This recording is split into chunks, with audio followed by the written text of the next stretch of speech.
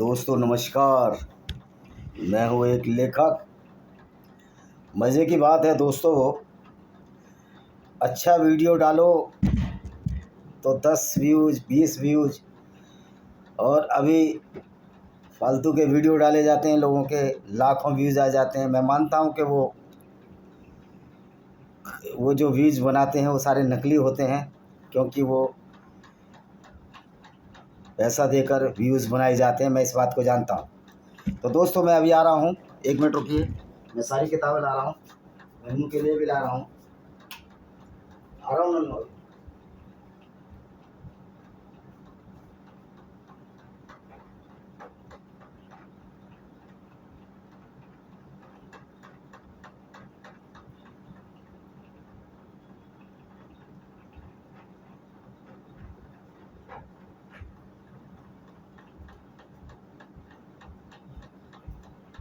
ये तो दोस्तों मैं हूँ एक लेखक विजय कुमार पाल। ये मेरी किताब है lament of Sinjar tears of Yazidi women. इस किताब में बताया गया है किस तरह गैर मुस्लिमों के साथ ज्यादती की अबू बकर अल बगदादी ने। उसका पूरा खुलासा है, इसको पढ़िए। यह आपको अमेज़न और फ्लिपकार्ट पर मिल जाएगी।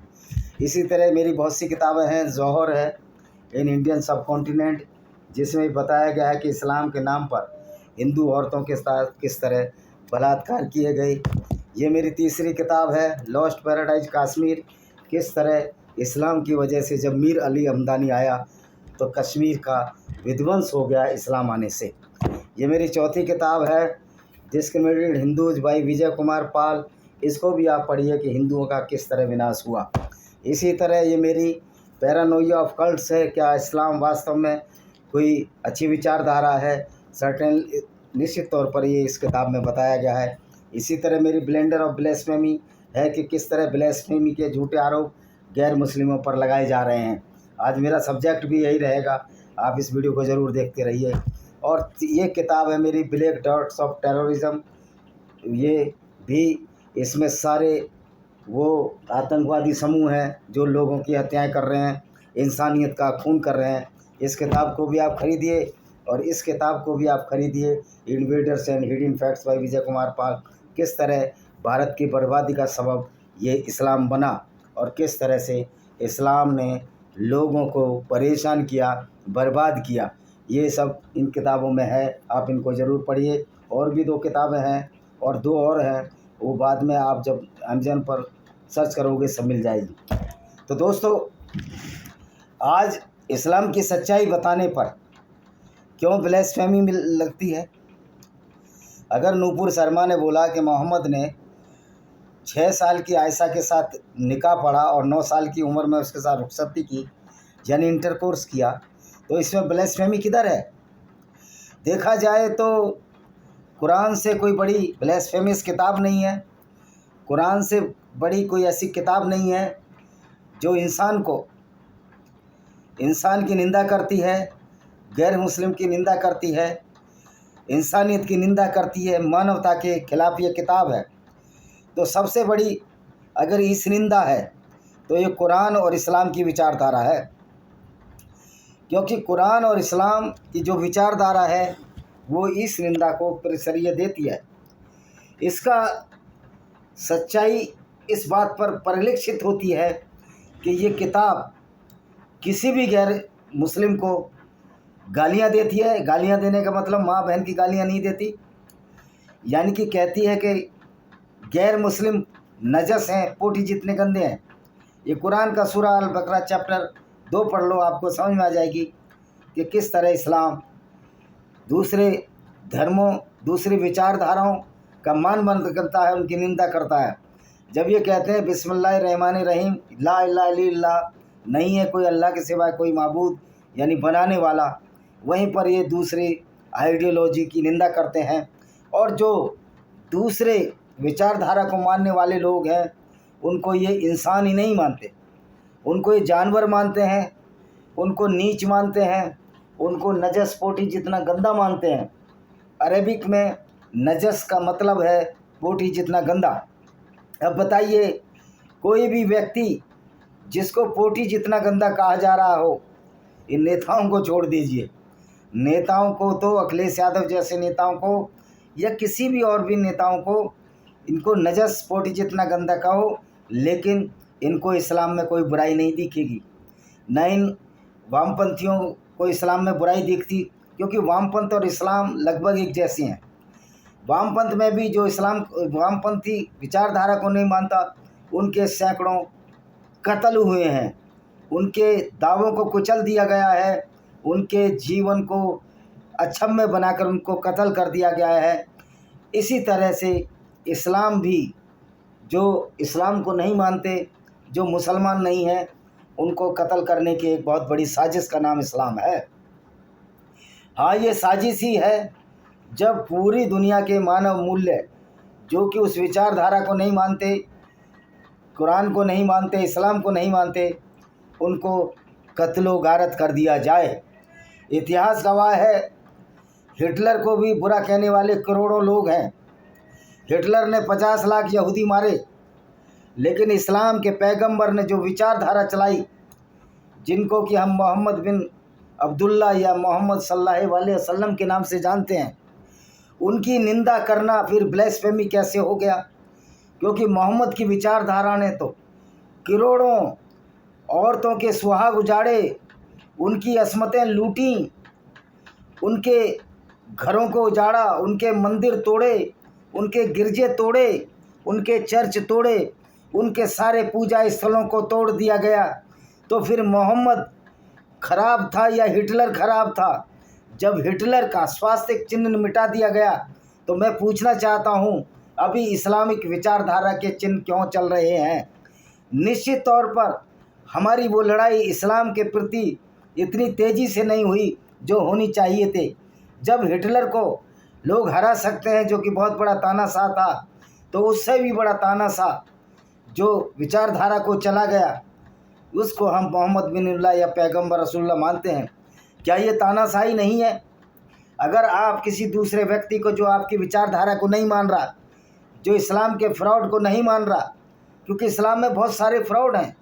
चांद के 2 टुकड़े मोहम्मद ने अपनी उंगली से कर दिए, ये क्या फ्रॉड नहीं है? ये उसी तरह का फ्रॉड है जिस तरह के हनुमान जी ने सूर्य खा लिया था, वो भी एक बहुत बड़ा फ्रॉड है। तो जब हम उसको नहीं मानते, तो इस चीज़ को हमारे मुस्लिम भाई क्यों मानते हैं? ये बड़ा सोच का विषय है, और ये विषय इसलिए भी गहरा सारगर्भित हो जाता है क्योंकि इसकी वजह से ही सारे इस्लाम जगत में ये भ्रांतियाँ फैली हुई हैं कि हमारा काम, मुसलमानों का काम सिर्फ कत्ल करना है, चाहे वो जानवर कत्ल करें, चाहे वो इंसानों को कत्ल करें, और औरतों को लूटना है, जो गैर मुस्लिम औरतें हों, और उसको माले गनीमत मारकर माल हजम कर जाना है। क्या ये पूरी दुनिया के लिए शर्म का विषय नहीं होना चाहिए कि एक व्यक्ति जिसने पूरी ज़िंदगी काफ़िले लूटे, जो सिर्फ औरतों को लूटने और माल लूटने के लिए गया, उस प्यारे पैगंबर नबी की सच्चाई बताने में उनके शान में गुस्ताखी कहाँ हो जाती है? अगर नबी की शान में गुस्ताखी होती है तो नबी के कर्मों से होती है, उनके उन विचारों से होती है जो विचार उन्होंने अरबियों पर थोपे और उन सीधे साधे अरबियों को बहला फुसला कर उनको एक अपराध की दुनिया में मोड़ दिया। मदीना में और मक्का में लोग रह रहे थे, अच्छे भले रह रहे थे, सब शांति थी, सुख था। पैगान्स बहुदेववादी भी थे, मूर्ति पूजक भी थे, और अन्य धर्मों को मानने, विचारधाराओं को मानने वाले लोग थे। कहीं कोई झगड़ा नहीं था। लेकिन जैसे ही मोहम्मद साहब ने 610 में इस्लाम को लॉन्च किया, एक अनगाइडेड मिसाइल की तरह, हाँ मैं इसको अनगाइडेड मिसाइल इसलिए कह रहा हूँ कि इसका जो कंट्रोलर था मोहम्मद साहब, वो कोई अच्छे विचार के कंट्रोलर नहीं थे, और इस इस्लाम की मिसाइल में ऐसे ऐसे विचार भर दिए जो किसी तरह से अच्छे विचार तो कहे नहीं जा सकते, बल्कि एक कुत्सित विचारधारा जिसमें क्रिमिनोलॉजी को उचित स्थान दिया गया, सबसे अव्वल दर्जा दिया गया, वाहिद जगह दी गई अपराध को, हैवानियत को, बर्बरता को। और उसमें इनकी हदीसों से ही हमने पढ़ा है कि किस तरह मोहम्मद ने बहुत सारी औरतों को सिर्फ इसलिए मरवा दिया कि वो लोग मोहम्मद की बातें मानते नहीं थे, और मोहम्मद ने औरतों को उनकी बूढ़ी औरतों को मरवाकर और उसकी बेटी का किडनैप कर लिया। कृपा की बेटी का किडनैप कर लिया और किडनैप करने के बाद उसे मुसलमानों के हाथ छोड़ दिया, जिससे वो बलात्कार करते रहे। यही काम कश्मीर में हुआ जब 1947 में देश का विभाजन हुआ। ये शाहिद अफरीदी के वंशजों ने यही हिंदू औरतों के साथ बलात्कार करने की कोशिश की, क्योंकि इस्लाम की विचारधारा ऐसी ही है। अब पाकिस्तान की सारी टीम, जिसमें कि बहुत बड़े बड़े मौलाना बन गए हैं, तो मैं उन मौलानाओं से पूछना चाहता हूँ, देखिए इनका ब्रेन वॉश कैसा है। वकार यूनुस बोलता है भारत से ये पाकिस्तान क्रिकेट में हारा, इसका उसको बहुत बड़ा गम नहीं है, बल्कि ये दुख है, बल्कि ये खुशी है कि रिजवान जहीर ने लाखों लोगों के साथ काफिरों के सामने नमाज़ पढ़ी। भाई लाखों लोगों के साथ नमाज़ पढ़ने का मतलब है उसने अपनी मूर्खता जाहिर की, उसने अपनी उस इस्लामिक विचारधारा को जो इंसानियत के खिलाफ है उसका समर्थन किया। ये तो पोल खुल गई, ये तो पोल खोल गया रिजवान जहीर कि जिस तरह पैगंबर मोहम्मद अपनी उल्टी सीधी बातों से लोगों को बेवकूफ़ बनाया करते थे, उसी तरह से ये रिजवान ने, जो पाकिस्तानी क्रिकेटर है, इसने अपनी मूर्खता जाहिर की। और मूर्खों के कोई सींग नहीं हुआ करते। आज इस्लाम को मानने वाले लोगों का ब्रेन वॉश हो चुका है, और ये भाई हमारे पाकिस्तानी मुस्लिम भाई भी समझते हैं। मुझे बड़ी खुशी है कि आज पाकिस्तान की आर्मी में ऐसे भी लोग हैं जो इस्लाम को विश्वास नहीं रखते। हालांकि उनका चेयरपर्सन आसिम मुनीर कहता है कि बिस्मिल्लाह रहमान रहीम, और तो खुद एक मौलवी का बेटा है जो जलंधर से गया था। लेकिन आज पाकिस्तान में बहुत बड़ी संख्या आर्मी में एथिस्ट नास्तिक की है या इस्लाम को खारिज करने वालों की है। अब मज़े की बात यह है, अगर कोई इस्लाम की सच्चाई बताए और इस्लाम को खारिज करे, नास्तिक हो जाए, वो भी ब्लेस्फेमी है। यानी कि तुम्हारी बात मानो तो ठीक, ना मानो तो ब्लेस्फेमी। भाई कोई व्यक्ति, कोई समझदार व्यक्ति इस्लाम पर चल ही नहीं सकता, क्योंकि इस्लाम एक अच्छे भले व्यक्ति को अपराधी बना देती है। इस बात का प्रूफ मेरी इन किताबों में दिया है, इनको आप पढ़िए, आपको सब समझ में आ जाएगी। जो मैंने 10 किताब बताई हैं उसमें कुरान की हर आयत का मैंने विवरण दिया, उसका डिस्क्रिप्शन दिया है और बताया है कि किस तरह इस्लाम एक पूरी दुनिया के लिए खतरा है। विनेमस फैंक्स ऑफ कोबरा देखिए, ये मेरी किताब है, किताबों को खरीदिए। यूट्यूब मेरी वीडियो पर पाबंदी लगाए ना लगाए उसकी अलग बात है, लेकिन आप इन किताबों को खरीदिए। ये अमेजन और फ्लिपकार्ट में मिलती है। मेरा उद्देश्य यूट्यूब से पैसा कमाना नहीं है, मेरा उद्देश्य इस्लाम की सच्चाई सबके सामने लाना है।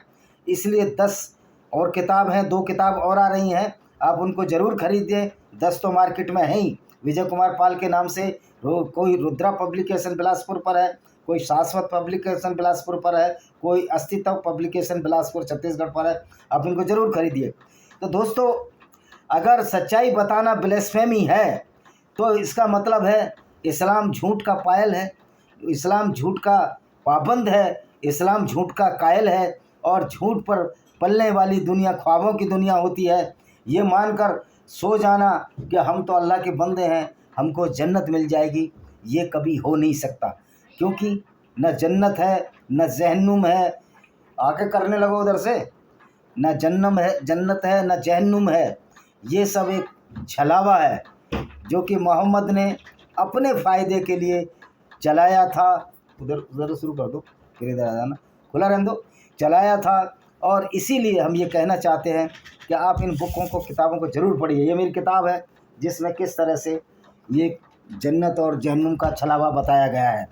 तो दोस्तों, सच्चाई बताना कोई ब्लेस्फेमी नहीं होती, सच्चाई बताना कोई अपराध नहीं होता, लेकिन इस्लाम एक वाहिद आइडियोलॉजी है जिसकी सच्चाई भी बताओ तो मौलानाओं को डर लगने लगता है, पूरा इस्लाम का साम्राज्य हिल जाता है, क्योंकि इस्लाम सच्चाई को बर्दाश्त नहीं कर सकता।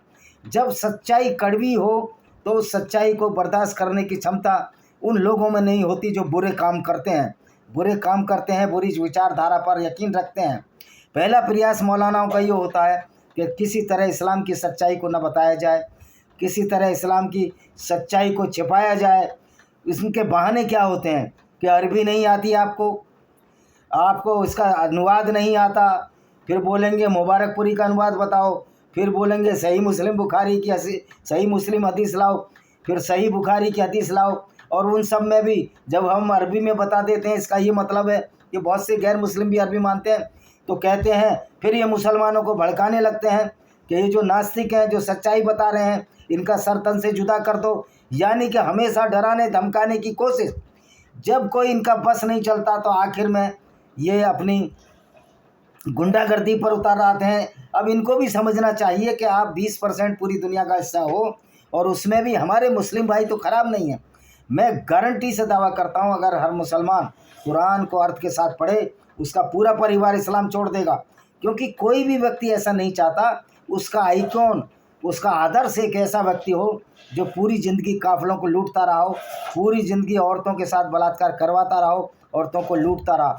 कोई भी अपना आदर्श उस व्यक्ति को नहीं मान सकता जो एक अपराधी हो। और ये आपकी कुरान की और कुरान की पढ़ाई और हदीसों से पढ़ने से ज्ञात होता है कि कुरान एक अपराध शास्त्र है और इस्लाम एक आपराधिक विचारधारा है। अब ये बताइए, जब आपकी किताब ही चीख चीख कर बोल रही हैं कि कुरान एक आपराधिक इस्लाम विचारधारा है और मोहम्मद साहब काफिले लूटते थे, मोहम्मद साहब औरतों को बाज़ारों बेचते थे, ये आपकी किताब से मैंने पढ़ा है कि मोहम्मद ने बनु कुरैज़ा यहूदी कबीले की औरतों को लूटा और उनको नजद के बाज़ारों में बेच दिया। इसमें आप इब्ने इसाक 365 अध्याय 83 में साफ साफ लिखा हुआ है। तो दोस्तों, अगर इस्लाम की सच्चाई बताते हैं तो इस्लाम जगत क्यों डरता है, क्यों ब्लास्फेमी का शोर मचाता है? वो कहते हैं ना कि चोर की दाढ़ी में तिनका होता है, तो इनकी दाढ़ी में तिनका नहीं है, इनकी दाढ़ी में पूरा बांस का बांस है। इसलिए झूठ बोलते हैं, भाईचारे की बात करते हैं, मेरा भारत महान की बात करते हैं, जबकि इस्लाम में तो ऐसा कुछ नहीं है। इस्लाम में तो किसी देश की परिकल्पना ही नहीं की गई है। इस्लाम में इस्लाम पहले है, देश बाद में है। अगर आपका इस्लाम पहले है तो आप इस्लाम के हिसाब से काम करोगे, आप इस्लाम की विचारधारा को पढ़ोगे, वैसे ही काम करोगे। फिर गैर मुस्लिमों को आप कत्ल करोगे, क्योंकि इस्लाम में तो गैर मुस्लिमों को कत्ल करने से आपको जन्नत मिल जाएगी और जहन्नुम में गैर मुस्लिम जाएगा, चाहे वो कितने भी अच्छे काम कर लें। यार, तुम्हारा अल्लाह और तुम्हारा पैगंबर होता कौन है ये फैसला करने वाला कि गैर मुस्लिम जहन्नुम में जाएगा, जन्नत में जाएगा? जब हमने साबित कर दिया कि तुम्हारा कोई अल्लाह है ही नहीं, अल्लाह एक कल्पना मात्र है, और उस कल्पना के आधार पर तुम दूसरों के फैसले करने चल रहे हो। यानी कि पूरी काल्पनिक दुनिया में आप जी रहे हो। आप ऐसे लोग हो जो कि कहते हैं ना, कहावत है, built castle in the air, हवाई किले बना रहे हो तुम लोग। और तुम लोग जिसका और ना छोर, खाली हवाई फेर में आप जिए चले जा रहे हो, अपनी ज़िंदगियां खराब कर रहे हो। भाई, इस्लाम की सच्चाई बताना, मोहम्मद की सच्चाई बताना, कोई ब्लास्फेमी नहीं है, कोई इसलंदा नहीं है। बल्कि आपके लोग ही कहते हैं, मौलाना कहते हैं कि इस्लाम की सच्चाई को दुनिया के सामने लो तो उसका सवाब मिलता है, उसका अच्छा फ़ायदा मिलता है, उसको उसका वरदान मिलता है। तो भाई, आप जब वरदान मिलता है और तुम्हारा इस्लाम अच्छा है तो लोगों को बताने दो सच्चाई। हाँ, अगर वो किताब से गलत बता रहे हैं तो कहिए। मैं तो सुप्रीम कोर्ट को भी कहना चाहता हूँ, सुप्रीम कोर्ट इस सच्चाई को दबाने से क्यों डरता है? क्या सुप्रीम कोर्ट के जजों ने पैसे खाए हुए हैं इन इस्लामिक मौलाओं से, या डरते हैं? वो भी स्पष्ट करें, हम डरपोक हैं या लालची हैं। अगर आप लालची हैं तो भी सुप्रीम कोर्ट के पद से आप हट जाएं। अगर इस तरह के फैसले देते हैं जिस तरह नूपुर शर्मा केस में दिया या डॉक्टर वसीम रिजवी केस में दिया, अगर आप डरपोक हैं तो आपको फिर जज रहने का अधिकार नहीं है। क्योंकि कोई भी देश ऐसी संस्थाओं में बैठे, उच्च पदों पर बैठे व्यक्ति को स्वीकार नहीं करता जो कायर हों और लालची हों, जो सच्चाई के बात को सामने ला सकें। और ऐसे मैं जजों को और ऐसे लोगों को लानत देना चाहता हूं जो इस्लाम की सच्चाई को दबाने की कोशिश करते हैं। इन मौलानाओं तो काम है, मौलाना तो अपने अपराधी को भी अच्छा बताएंगे। कौन अपने घर के बेटे को अगर चोरी भी करके आए उसको चोर बताता है? कोई बहुत बिरले ही होंगे जो चोर को चोर कहेगा, वरना अपने बेटे को सब अच्छा ही बताते हैं। वो चाहे कितना भी खूनी हो, कितना भी कत्ली हो। इस संसार का बिगड़ने का यही कारण है कि हम अपनी बुराइयों को नहीं समझते, उनको दूर करने की कोशिश नहीं करते हैं। मौलानाओं, आपको इस्लाम रिफॉर्म करना पड़ेगा। अगर आप इस्लाम रिफॉर्म नहीं करोगे तो हम तो खोल खोल कर सच्चाई बताएंगे, तुम्हारी किताबों से ही लेकर बताएंगे। ये कोई हम इस्लाम की खिलाफत नहीं कर रहे हैं, बल्कि इस्लाम के बारे में बता रहे हैं। हमारे मुस्लिम भाइयों के नौजवान लोगों को हम बता रहे हैं कि आप इस्लाम के चक्कर में पड़कर क्या क्या गलत कार्य कर सकते हो। तो वास्तव में यही मेरा संदेश था। और मैं इसी के साथ इस वीडियो को विराम देता हूँ। वंदे मातरम, जय हिंद, आपका दिन शुभ हो।